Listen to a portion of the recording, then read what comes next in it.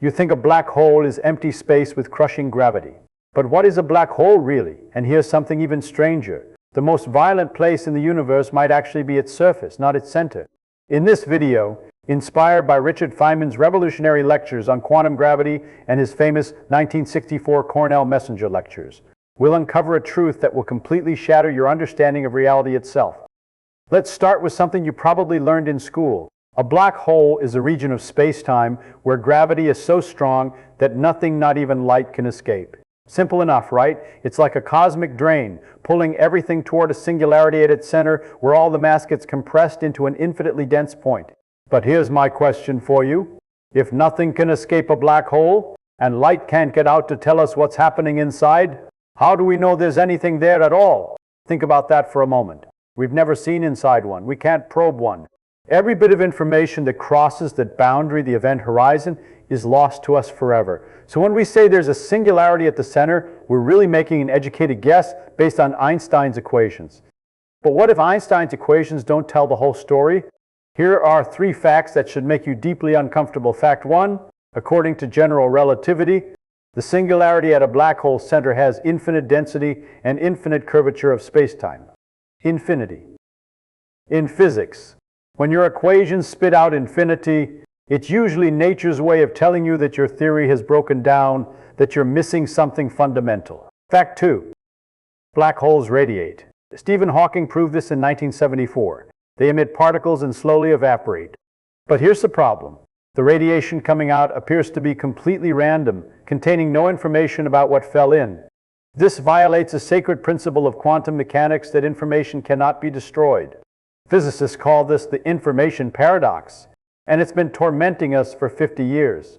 Fact 3, if you could hover just outside a black hole's event horizon and measure the vacuum, the supposedly empty space around it, quantum field theory predicts you'd find it seething with an infinite density of particles. The emptiest place in the universe might actually be the fullest. Feynman saw this coming decades before Hawking radiation was discovered. In his lectures on quantum mechanics and gravity, he kept returning to a troubling question. What happens when you try to apply quantum mechanics to gravity itself? And here's where it gets truly strange. Because what we're about to explore isn't just about black holes. It's about whether reality itself is made of something or whether it's made of information. And the answer Feynman helped us uncover will completely transform how you think about existence. Let's think like Feynman for a moment.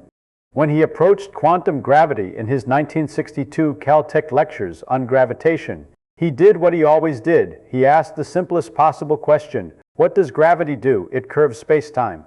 Massive objects create dips and valleys in the fabric of space and time, and other objects follow those curves.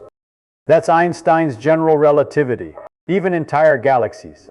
But then Feynman asked his second question, what does quantum mechanics do? It describes how particles and fields behave at the smallest scales.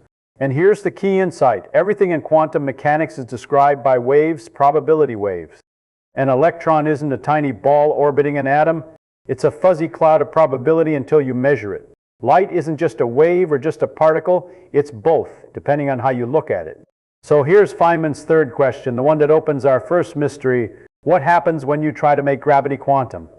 Because if everything else in nature operates by quantum rules, electromagnetism, the strong nuclear force, the weak nuclear force, then gravity should too, right? There should be quantum fluctuations in space-time itself, little ripples and vibrations at the smallest scales. And this is where black holes become our laboratory. Imagine you're standing far away from a black hole, watching your friend fall toward it. From your perspective, something bizarre happens. They slow down as they approach the event horizon. Time dilation kicks in. They get redder and dimmer, their movements becoming more and more sluggish until they seem to freeze at the boundary, never quite crossing over. You'll watch them hover there for eternity, their image gradually fading into the Hawking radiation. But that's only half the story. From your friend's perspective, nothing special happens at the event horizon. They fall right through no barrier, no wall. In fact, for a supermassive black hole, the tidal forces at the horizon are mild. They wouldn't even notice crossing it. They just keep falling toward the center, where eventually, according to general relativity, they'd hit the singularity and be destroyed. 2 perspectives, 2 completely different realities, and here's Feynman's genius. He recognized that this wasn't just a quirk of black holes. This was a clue that our understanding of reality itself was incomplete. But there's another mystery buried here, and it's even stranger. Where does the information go? Let me explain what I mean. In quantum mechanics, information is sacred. If you know the complete quantum state of a system right now, you can calculate what it was in the past and what it will be in the future. The universe is, in a very real sense, a giant quantum computer that never loses data. Every particle interaction, every collision, every decay, all of it leaves a trace, a signature in the quantum state. But when something falls into a black hole, that information seems to vanish. It crosses the event horizon and becomes inaccessible. And then, when the black hole eventually evaporates through Hawking radiation, that radiation appears to be completely thermal, random static with no structure, no memory of what went in. It's as if you burned a book and tried to reconstruct the text from the smoke and ashes. According to classical physics, that's impossible. According to quantum mechanics, it must be possible. The information has to be encoded somehow in those ashes. But according to black hole physics, we don't know. Feynman wrestled with exactly this kind of problem in his 1964 Messenger lectures at Cornell, particularly in his lecture on the relation of mathematics to physics.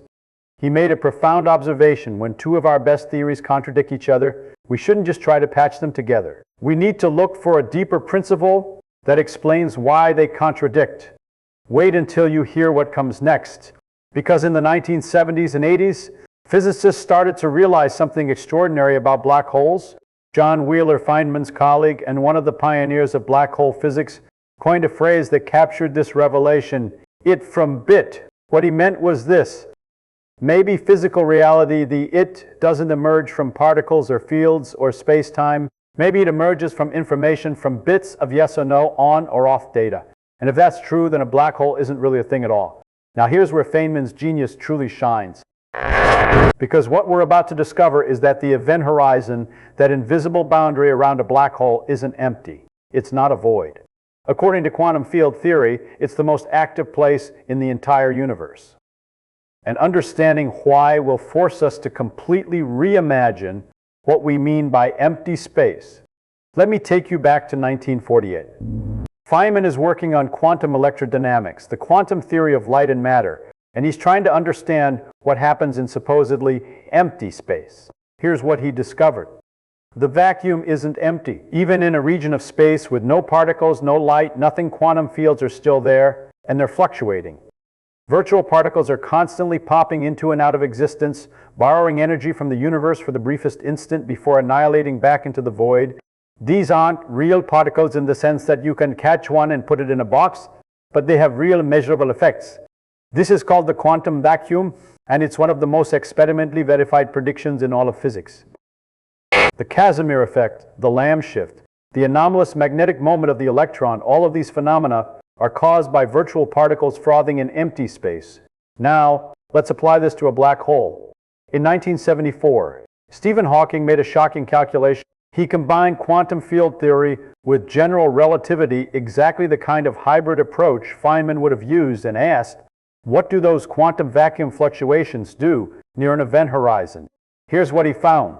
The intense curvature of space-time near the horizon can rip virtual particle pairs apart. Normally, a virtual particle and its antiparticle appear together and immediately annihilate. But near the event horizon, one particle can fall into the black hole while the other escapes into space.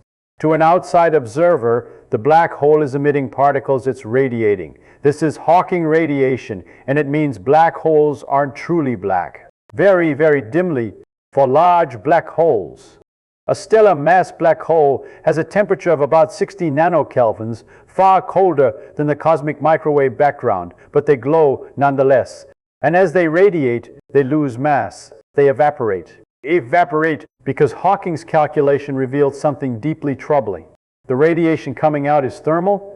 It has a temperature, but it appears to have no structure, no information about what went in. If you threw in an encyclopedia and a bunch of rocks, the outgoing radiation would look exactly the same. This is the information paradox I mentioned earlier, and for decades it seemed unsolvable. Hawking himself argued that information really is destroyed in black holes, that quantum mechanics must be modified. But here's what Feynman saw coming even before Hawking radiation was discovered. In his lectures on quantum mechanics, Feynman emphasized that particles aren't fundamental, interactions are. An electron doesn't exist in isolation, it exists as part of a web of interactions with every other particle in the universe. And those interactions leave correlations, quantum entanglement that encode information about the system's history. So when a particle falls into a black hole, it doesn't just disappear.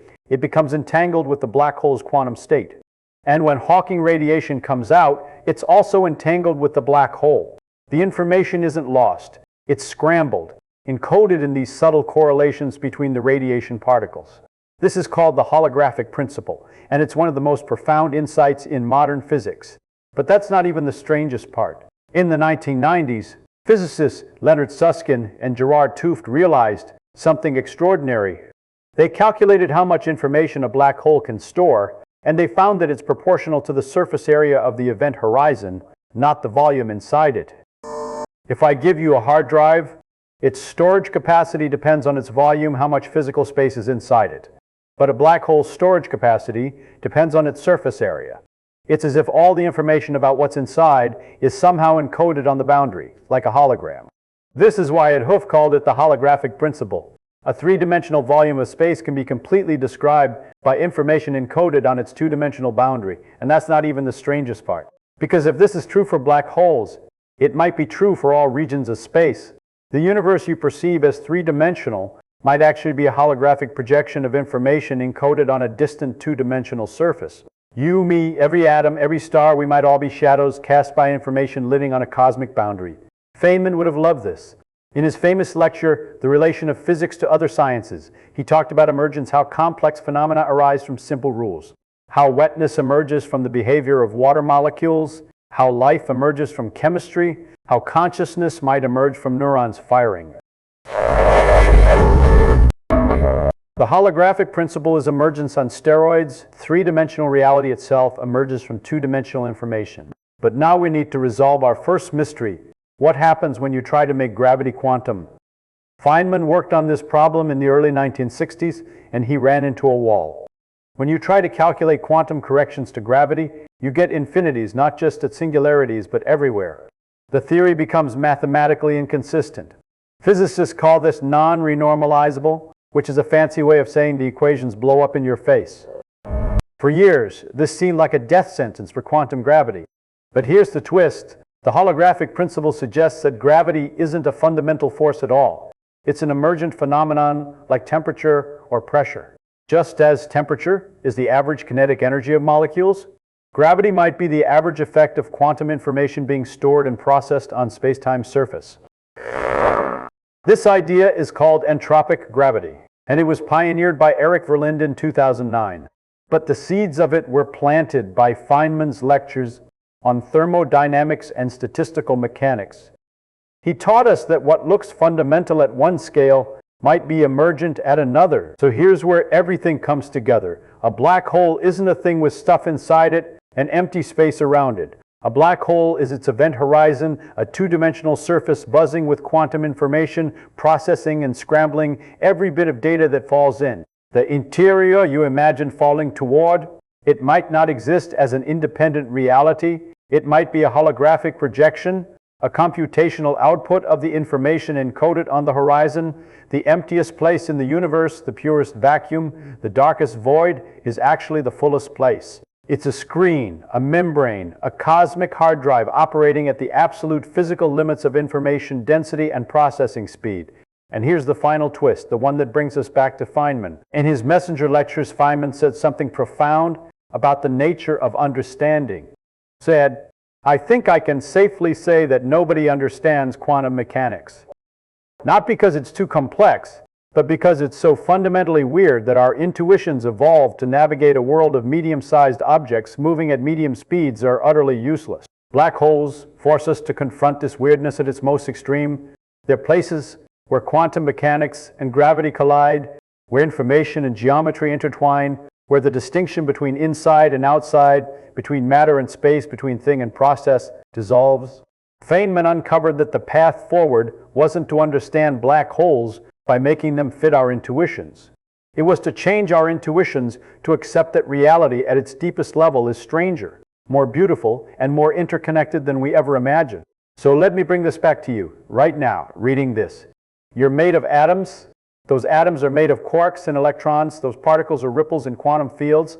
And those fields, according to what we've just discovered, might be emergent descriptions of information encoded on the surfaces surrounding you. When you touch a table, you're not really touching solid matter.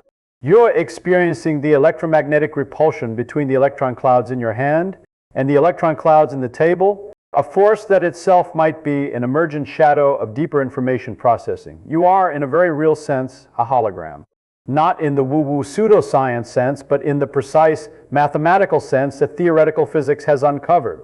The three-dimensional experience you're having right now might be the experiential shadow of information encoded on boundaries you can't see or access directly.